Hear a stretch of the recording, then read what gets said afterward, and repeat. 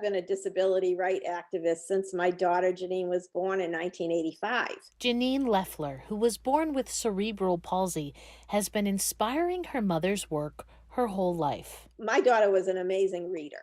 And as a young mother, I could not find a book in which a child with disabilities was portrayed positively. So all this time, I've been wanting to write a children's book inspired by my daughter. Maryann Cocca-Leffler has written and illustrated more than 65 books, but her latest, We Want to Go to School, The Fight for Disability Rights, is the first she's co-authored with her daughter. The idea came when I was researching disability rights in education, and I stumbled across this case, Mills versus Board of Education. It really surprised me because prior to 1970, children with disabilities were denied a public school education. And I mean, that saddened me. But this landmark case changed everything. And I really felt like I needed to write about this, not only to honor my daughter, but the history of disability rights. And this was a milestone case that is pretty much not known. Janine, how was it writing with your mother? This was a very eye-opening experience for me. I did not hear of this case before we started working on this book together. And it was amazing to me that the kids with disabilities were so isolated from their peers. And if I had been born 15 years earlier than the year I was born, I would have dealt with the same type of thing and not been able to go to school and learn alongside with my peers. And that was kind of devastating for me to learn about how these kids were treated.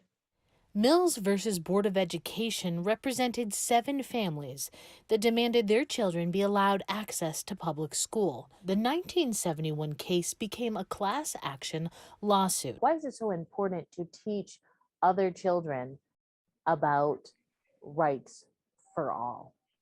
It teaches them to stand up when people are being unfairly treated and to know what people go through.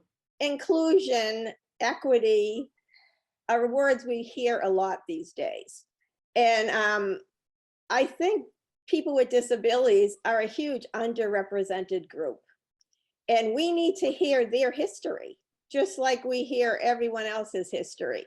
And it is not a happy history. So we have to get kids, all kids, adults as well, to read the history and to understand it in order to make life better for everyone, including adults and children with disabilities.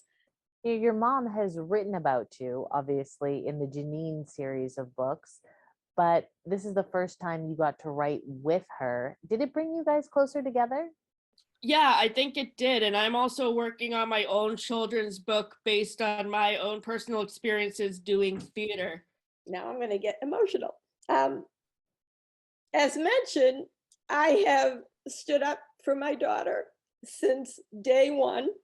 I have 2 daughters, and I've always encouraged both of my daughters to have their voice. And it's been very rewarding for Janine to take over this to advocate for herself.